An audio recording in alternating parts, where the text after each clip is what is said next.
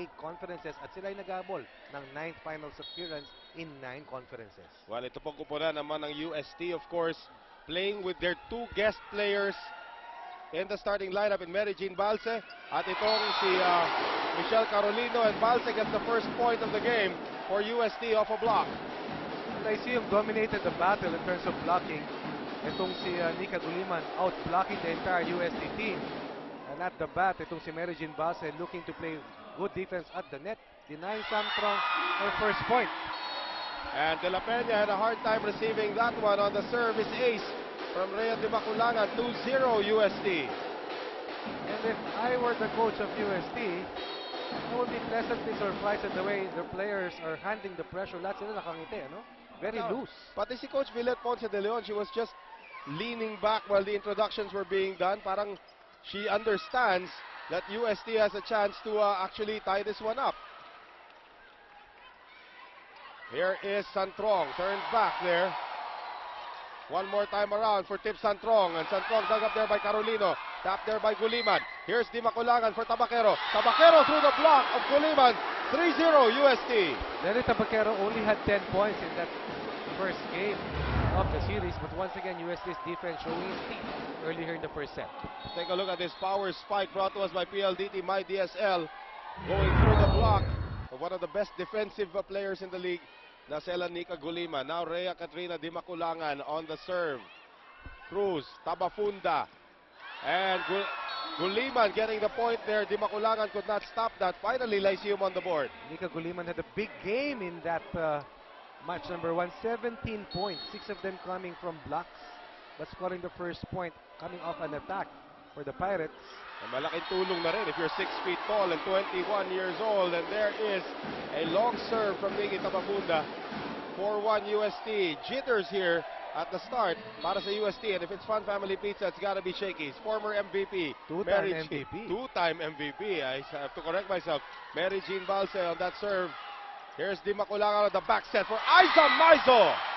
You have a 2-time MVP and the reigning conference MVP, reigning finals MVP, Aiza Maizo. And this is a very proud team. A team surrounded by a winning tradition, looking to keep themselves alive for another stint in the finals. Balsa serves long. Gusto ko malaman as we, of course, take our friends from Mikasa, the official ball of the Shakey's V-League. Si Michelle Carolino ba nag-MVP na rin? Hindi pa naman. Hindi ano? pa. Hindi pa. Hindi pa. Nandito sa listahan natin yan. Ba, ang dami. Wala ano? pa.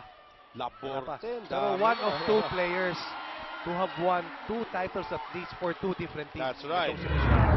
Here's our Mighty Bond Super Dikit block now, coming from Lyceum, courtesy of Dalia Cruz. Quick hit did not work that time for Micah Ortiz. 5-3 UST. Serving is Guliman. Nice, sharp serve. Here's Maizo into the net. UST's lead is down to 1. Coach Emil Lantok was quoted in the paper saying that his girls have started to believe that they can beat anyone. Yes. And this is something that they have proven, especially against a highly favored squad in the Lady Tigers. Well, tandaan din natin that Lyceum is actually the reigning national champion in women's volleyball. 10 straight yata itong championship sa WNCAA. Oo, not only that, pati sa palarong pambansa, if I'm not mistaken, also in the other leagues, as Lyceum has tied it up on a hitting error against UST. And remember that UST is one of few teams that are playing with an all-Filipino lineup. Right, with 2 very solid guest players. As we take our friends from Axel, the official outfitter of the Shakey's V-League. Guliman will serve into the net. UST regains the lead. And that shot went all the way to Moralia. And Intramuros. Instead of here at the arena, 6 serving 5. Version number 2, Jelly Tabaquero serving here for UST. And we'd like to thank our friends, of course, from Pagcor Sports, the proud partner of the Shakey's V-League. And that one is an ace for Tabaquero. Tabaquero likes that, and that is where UST gets its energy. And they get a lot of easy points when they get their offense going.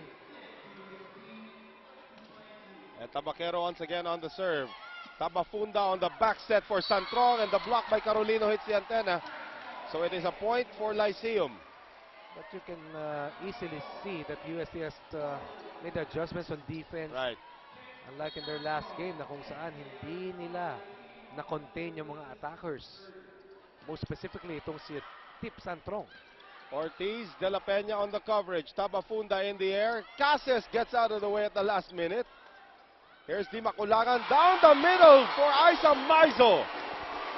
Isa Maizo has played at a different level in the last 2 years for UST. Look at this power attack from the captain of UST. All 5'11" going down the middle and getting the point for UST.